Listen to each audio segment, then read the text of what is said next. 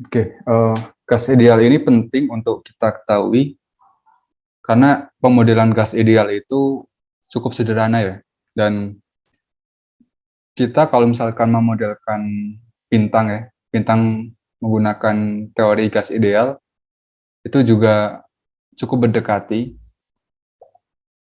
karena di bintang itu kan kebanyakan terdiri dari gas kan. Dan gasnya itu ya karena temperaturnya cukup panas, dia bergeraknya hampir mendekati gas ideal. Jadi untuk lebih gampangnya dalam menganalisis di bintang, kita sering kali memakai teorema gas ideal. Nah, gas ideal itu adalah gas yang gimana sih? Gitu ya. Gas ideal itu mempunyai ciri-ciri seperti ini. Yang pertama, gas terdiri dari partikel-partikel gas yang sangat banyak dan tidak ada gaya tarik-menarik yang saling berinteraksi antar partikel. Jadi kalau misalkan saya gambarkan sebuah kotak ya, sebuah kotak yang kotaknya ini terdiri dari partikel gas.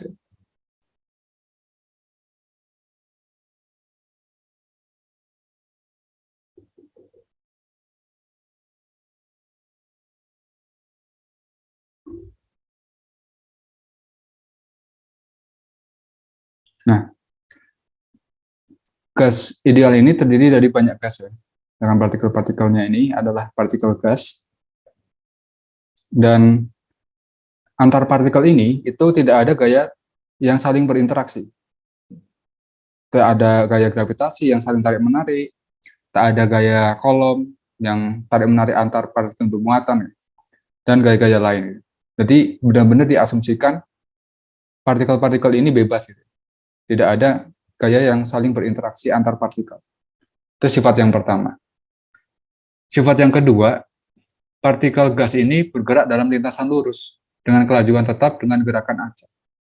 Jadi partikel gas ini di dalam wadah ini ya, dia juga bergerak dan pergerakannya itu lurus. Jadi kalau misalkan saya gambarkan, misalkan partikel ini bergeraknya ke arah sana, gitu ya, partikel ini juga mungkin geraknya ke arah sana. Dan gerakannya itu benar-benar acak.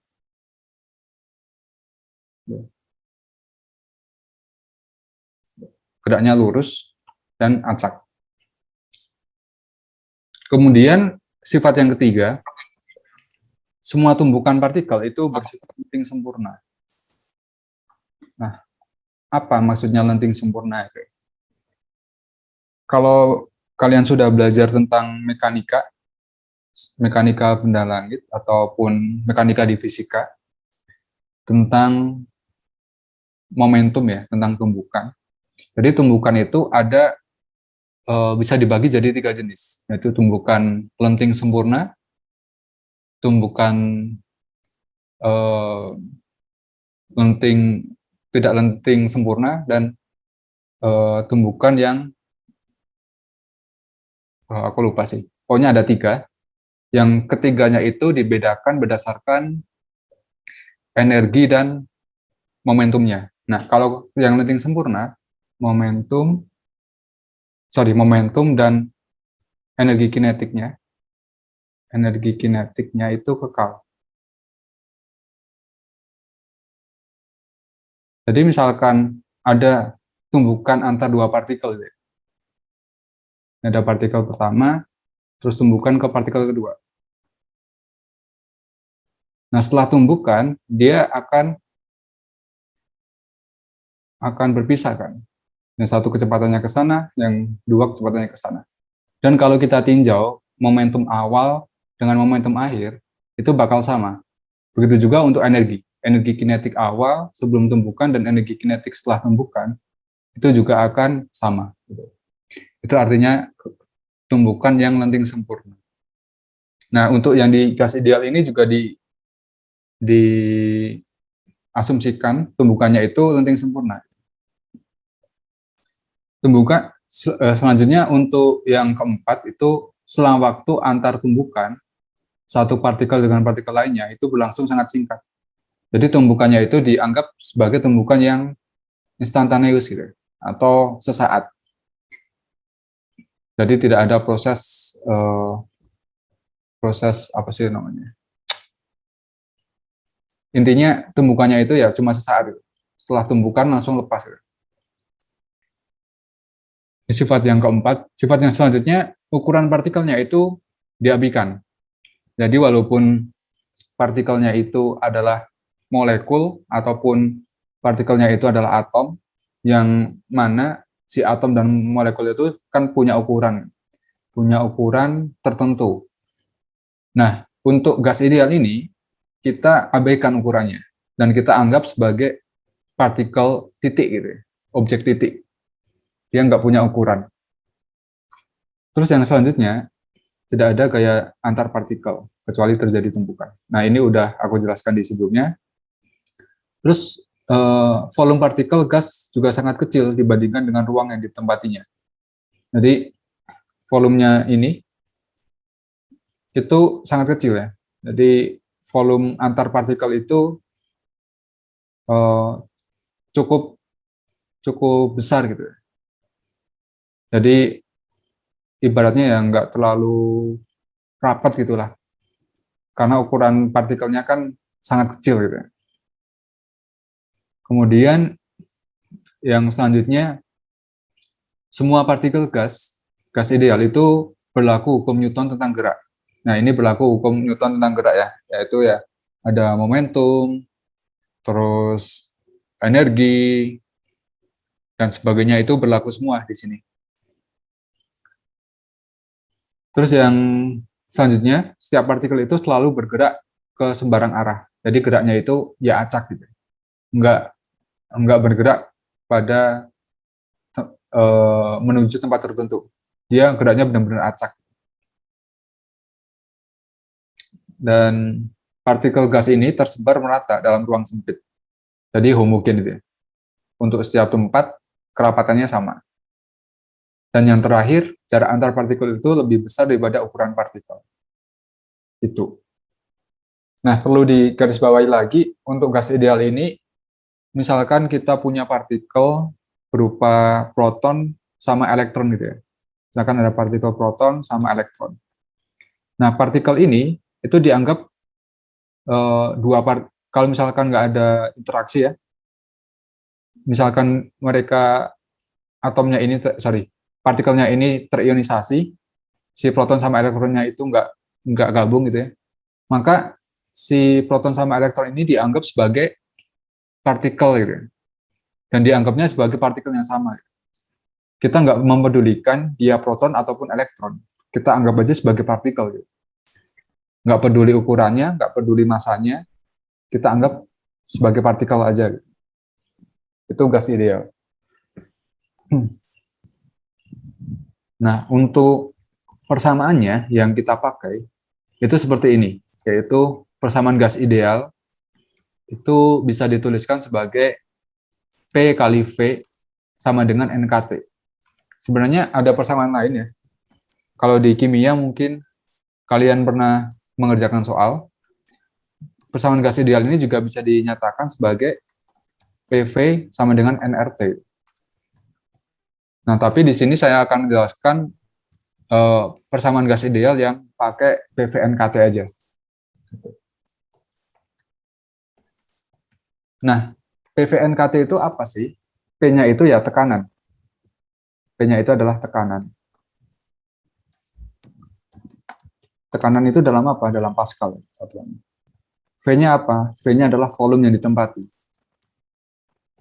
Satuannya ya meter persegi. N-nya adalah jumlah partikel. Jadi kita cuma peduli dari jumlahnya partikel aja. Nggak peduli partikelnya itu apa. Entah itu elektron, entah itu proton, atau molekul gitu ya. Kita nggak peduli. Yang kita pedulikan cuma jumlahnya aja. Berapa jumlahnya. Terus ada lagi K. K di sini adalah konstanta Boltzmann. Nilainya itu sekitar 1,38 kali 10 pangkat minus, bentar saya lupa.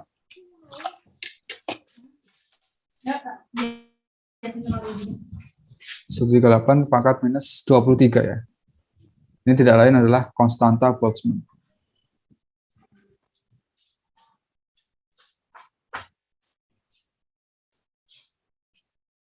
Gitu. Dan T-nya itu adalah temperatur dalam Kelvin.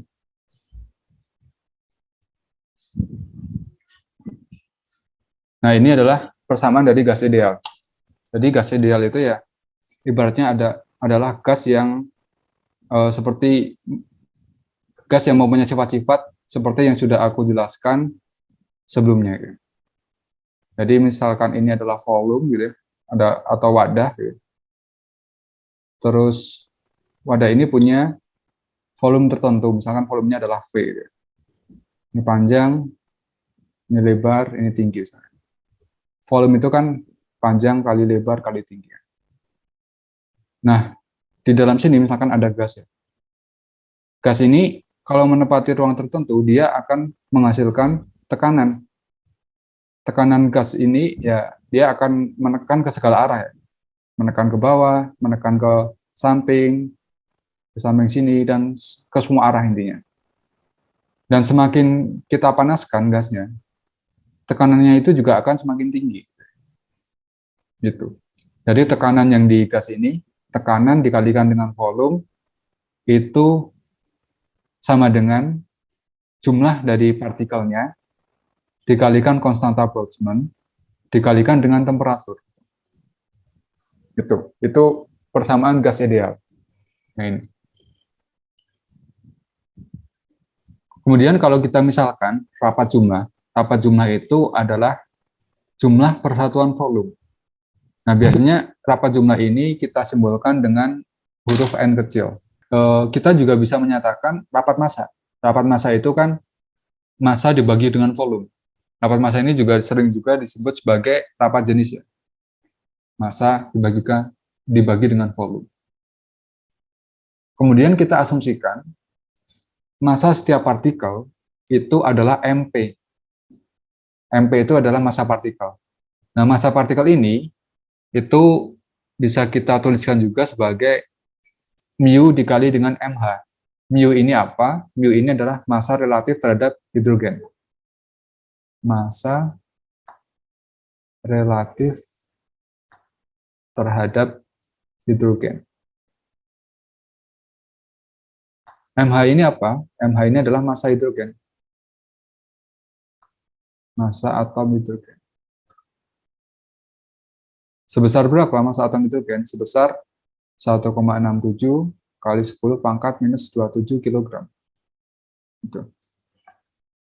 Maka kita bisa menyatakan jumlah partikel itu ya sama juga massa total dibagi dengan massa tiap partikel. Gitu.